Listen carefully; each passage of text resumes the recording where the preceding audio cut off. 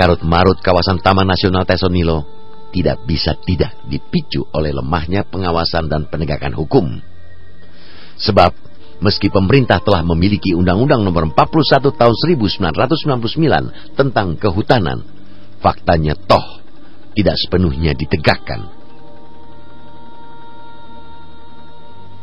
Dua institusi yang berwenang menegakkan undang-undang ini justru saling lempar tanggung jawab.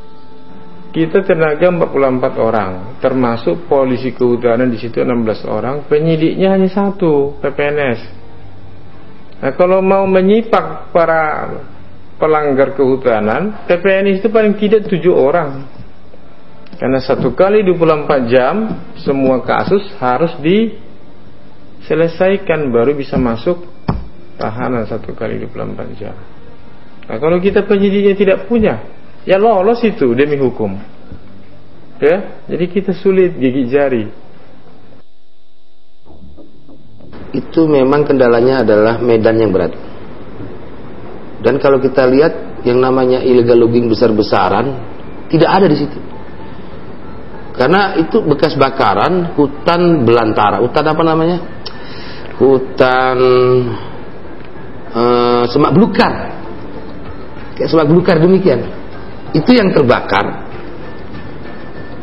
akibat daripada pelaku-pelaku pembakaran lahan-lahan orang itu masuk ke dalam hutan, meluas. Tidak hadirnya kepastian hukum di kawasan ini juga turut melanggengkan praktek ilegal di Tesonilo. Terlebih, di kawasan ini juga beroperasi beberapa kelompok yang mengantongi surat kepemilikan lahan resmi. Izin tersebut diteken oleh Kabupaten Indragiri Hulu. Setidaknya ada 515 buah sertifikat yang disetujui. Padahal, areal tersebut masuk kawasan konservasi. Perizinan yang tumpang tindih ini mengakibatkan absennya hukum. Salah satunya adalah Koperasi Mekar Sakti. Koperasi dengan areal seluas 1050 hektar ini menggugat saat wilayahnya dimasukkan dalam peta kawasan konservasi. Setelah menang dalam Pengadilan Negeri Rengat pada tahun 2008, pemiliknya menolak menyerahkan arealnya. Padahal kasasi telah membatalkan putusan pertama.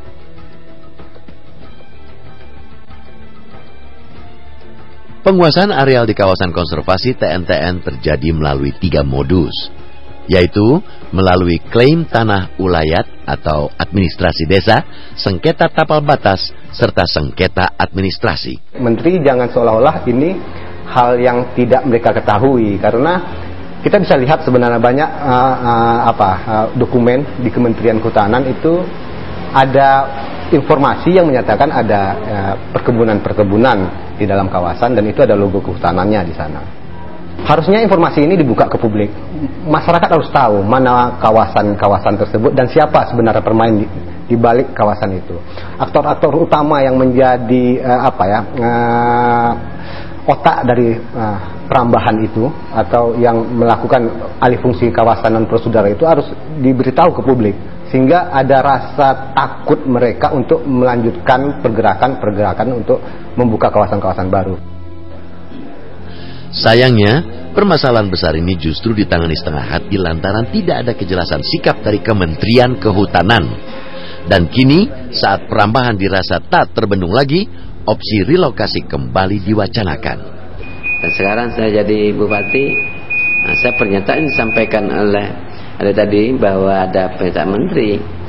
Kita akan minta relokasi itu hutannya yang mana yang dilepaskan ke hutanan. Nah, seperti BKSDH. Secara tegas lah, jangan keras-keras apa kata orang tua, antara iya tidak seperti pepatah kampung kami, pegang-pegang bara panas rasanya buang sini, panasnya enggak tegas. Padahal faktanya perkebunan sawit ilegal ini lebih banyak yang dimiliki oleh para cukong ketimbang masyarakat kecil pencari nafkah. Diidentifikasikan terdapat 524 orang yang mendominasi lahan seluas 26.000 hektar atau 72% dari total perambahan sawit. Sisanya dikelola oleh 20 kelompok. Rata-rata kebun yang dimiliki individual adalah 50 hektar. Tegaskan kepada masyarakat tempatan yang ada berdomisili di daerah itu tidak dibenarkan mulai sekarang menumbang kayu pun satu batang kena sanksi hukum. Dia tidak melakukan. Yang jadi heran saya, kenapa orang bertambah banyak di sana yang sampai ribuan, sampai pakai alat berat, kok bisa masuk?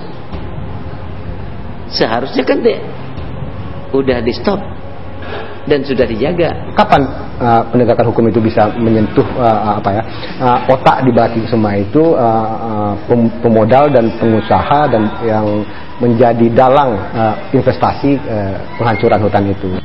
Bencana datang, nelayan dan petani rugi karena iklim tak berteman lagi. Penguasa